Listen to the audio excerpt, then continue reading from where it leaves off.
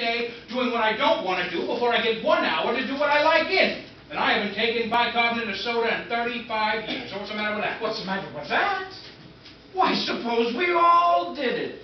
It'd be a strange world, wouldn't it? Everybody going to zoos. Don't be ridiculous, Mr. Vandal. Who would do the work? Oh, you'll always find people to do the work. You can't stop them. Inventions? They fly the ocean now. And as for Wall Street, you'll always find people for that, too, because they like it. Now, from what I've seen of you, I don't think you're one of them. I think you're missing something. I don't recall my missing anything. Well, I didn't either, until I quit. Used to go down to that office, 9 a.m. every single morning, no matter how I felt. Would lay awake at night for fear of never getting that contract.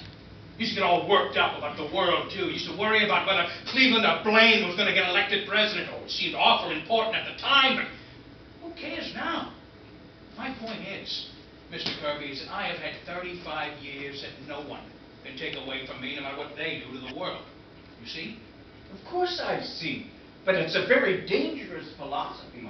It's un-American. And it is just the reason that I'm opposed to this marriage. And I don't want Tony to come under its influence. What's the matter with it, Father? The matter with it? It's clowns. You didn't always think so. Certainly I did. What are you talking about? I'll tell you what I'm talking about. There's a time in your life where you wanted to be a trapeze artist. Don't be ridiculous, Tony. Yes, you did. I came across those letters you wrote to Grandfather. Do you remember those? No. How dare you read those letters? How dare you? Why, that's wonderful, Mr. Kirby. Did you wear tights? Certainly not. Don't be ridiculous. I was 14 at the time. Yes, but at 18, you wanted to be a saxophone player. Tony. And at 21, you ran away from home because Grandfather was forcing you into business. It's all right there in black and white. You didn't always think so. I may have had foolish notions in my youth, but thank God my father knocked it out of me. I went into business and I forgot about it. Not entirely. There's still a saxophone in the back of your clothes closet. There is, eh? Tony, that's enough. We'll talk about this later. No! I want to talk about it now. I think Mr. Vanderhoff is right. Dead right. I've always hated the office, and I'm never going back. I'm through with it. And I'll tell you something else. I didn't make a mistake last night. I brought you on the wrong night on purpose. Tony! For heaven's sake! I wanted you to wake up. I wanted to see a real family as they really were. A family that cared and loved and understood each other. You don't understand me. You've never had the time. I'm not making your mistake. I'm getting out while I can. I'm clearing out. What do you mean, clearing out? I mean, I'm not going to be pushed into business just because I'm your son. I'm getting out before it's too late. But, Tony, what are you going to do? I don't know. Maybe I'll be a bricklayer. But at least I'll be doing something I want to do. That must be the cab.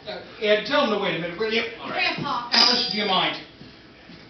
Mr. Kirby, that Tony here is going through exactly what you and I did when we were his age. I think if you listen hard enough, you can hear yourself saying the exact same things to your father 25 years ago.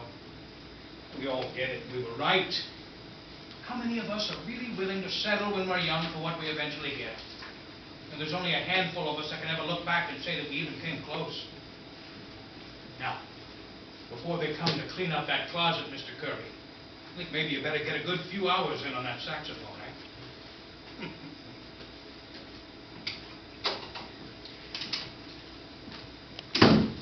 Pardon me.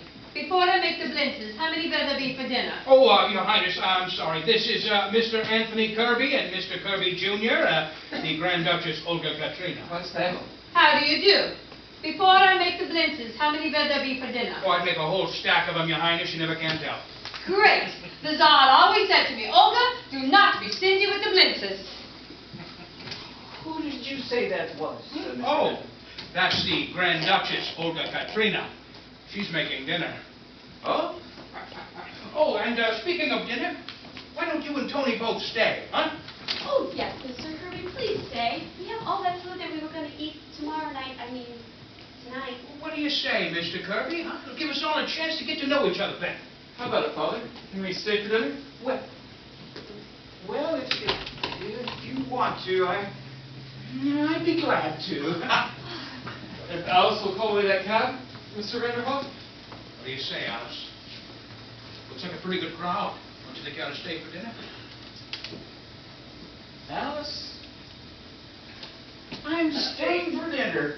I think it's about time that the families got to know each other. Oh, Mr. Kirby!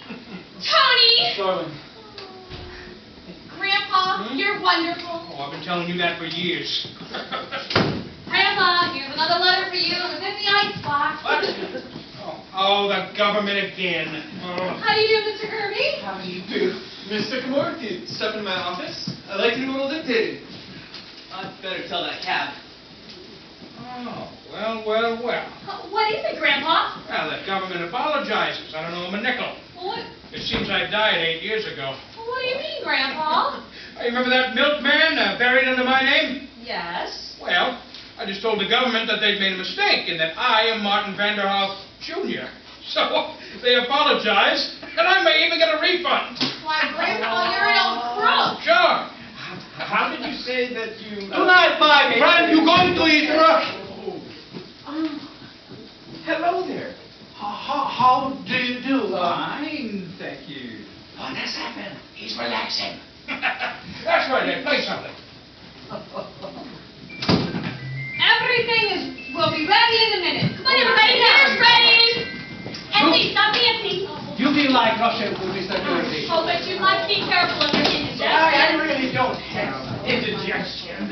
So, Miss Sycamore, how was your trip to the Adirondacks? Shut your face, Mr. In Kirby. Russia, when we sit down to dinner, he always... Quiet, please, everyone. Quiet. Well, sir, here we are again. We seem to be getting along just fine, and for that, we are much obliged. Looks like Alice is going to marry Tony, and they're going to be very happy together. Of course, all the fireworks blew up, but that was Mr. DePinner's fault, not yours. We all have our health. As far as everything else is concerned, we're going to leave that up to you. Thank you. You must probably Grandpa,